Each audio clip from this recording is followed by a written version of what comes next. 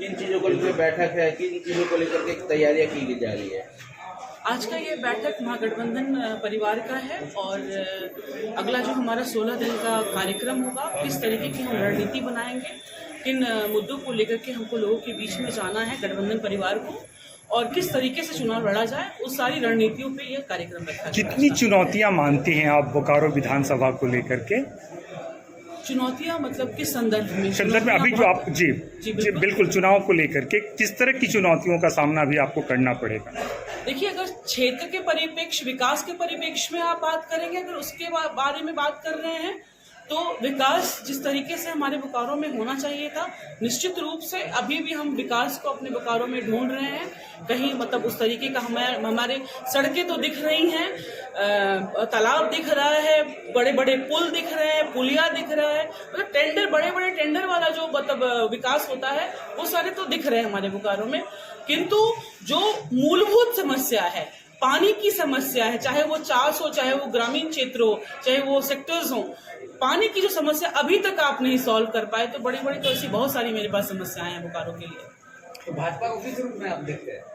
किस बोकारो के लिए बिल्कुल आपके लिए चुनौती है, बोकारो और कांग्रेस के लिए चुनौती। देखिए, चुनौती ये है कि आज इतना 2024 में हम लोग जी रहे हैं, लेकिन अभी भी हम विकास, अब तक हम लोग को डेवलप्ड, विकासशील, विकसित जो बोकारो है, विकसित बोकारो होना चाहिए था, अभी भी विकासशील ही लिखा जा रहा है। जो हमारा परिप्रेक्ष्य होता है, जो एक हमारा उद्देश्य होना चाहिए था कि अब तक हमारा बोकारो, क्योंकि बोकारो एक बौद्धिक नगरी है, बौद्धिक नगरी अभी भी विकासशील है, तो ये तो समझने वाली बात है। आपके विकास के मुद्दे क्या क्या होंगे? देखिए, बोकारो एक बहुत ही अलग, पूरे झारखंड में हमारा बोकारो बहुत अलग है। इसकी तुलना हम किसी क्षेत्र से, किसी विधानसभा से नहीं कर सकते हैं। हमारे इस विधानसभा में तरह तरह के लोग विस्थापित अलग है, ग्रामीण अलग है, शहरी लोग अलग हैं, अतिक्रमण का क्षेत्र एक बहुत बड़ी आबादी है वो अलग है। सब यहाँ के वोटर्स हैं, सब यहाँ पे रह रहे हैं, उनका वोटर आईडी कार्ड है, तो सारे लोग यहाँ पे हैं और इनकी जो समस्या को समझते हुए अगर जब मैं देखती हूँ तो उन सारी समस्याओं को समाधान करना, विस्थापित को पंचायत का दर्जा दिलाना, जो हमारे जो जमीन हमारे रैयतों से लिया गया है, उनका भूमि अधिग्रहण के, नया जो भूमि अधिग्रहण का बिल जो पास हुआ उसके तहत उनका जमीन जैसे हजारीबाग में वापस कराया गया वो वापस करा देना। आ जाइए ग्रामीण, वहाँ पिंडरा जोरा की समस्या है, पिंडरा जोरा को का दर्जा दिलवा देना, प्रखंड का दर्जा दिलवा देना, ये है। अगर वो हम कर लेते हैं, उसके बाद हम चास में आइए, निगम की जब बात करते हैं तो निगम में पानी नहीं है, नाली नहीं है, अभी भी बरसात होता है तो घरों में नाली का पानी घुस जाता है। समस्याएं मेरे बोकारो में बहुत सारी हैं। मैं यही कहूंगी कि इसको एक मतलब सेंसिटिवली, थोड़ा नाजुक तरीके से समझ करके उन चीज़ों को समाधान करना पड़ेगा। युवा अभी भी पलायन कर रहे हैं, बाहर जा रहे हैं, चाहे वो शहर हो या गांव हो, उन युवाओं बच्चों को रोकना होगा। यहाँ पे इंडस्ट्रीज डेवलप करनी होगी, इतनी इंडस्ट्रीज डेवलप हो ताकि बच्चे हमारे बाहर ना जाएं, यहाँ काम करें। उच्च शिक्षा के लिए भी बच्चे बाहर जा रहे हैं। अगर हमारी सरकारी संस्थान यहाँ पे होती उच्च शिक्षा के लिए तो बच्चे बाहर नहीं जाते, यहीं पे पढ़ते। बहुत सारी समस्याएं मेरी बोकारो में, सबको मिल करके उसका समाधान करना है। उसके लिए अच्छा, कई लोग हैं जो कंप्लेंट कर रहे हैं कि अभी तक उनको कोई दर्जा नहीं मिला, वो भी अभी तक विस्थापित की तरह इधर उधर भटक रहा है। एलएच सिर्फ एक एलएच ही नहीं है भाई, हवा पूरा एरिया है, बहुत बड़ा आबादी है।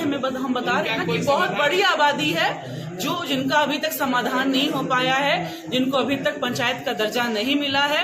एक 40-50 हजार की आबादी के लोग हैं विस्थापित के, जिनको अभी भी पंचायत का दर्जा नहीं मिला है। वो वोट देते हैं, एमएलए में वोट देंगे, एमपी में वोट देंगे, लेकिन वो पंचायत में वोट नहीं दे पाते। ये बहुत बड़ी बात है। हवाई अड्डा के लिए अभी तक चालू नहीं हुआ, लोगों को लाभ नहीं मिला।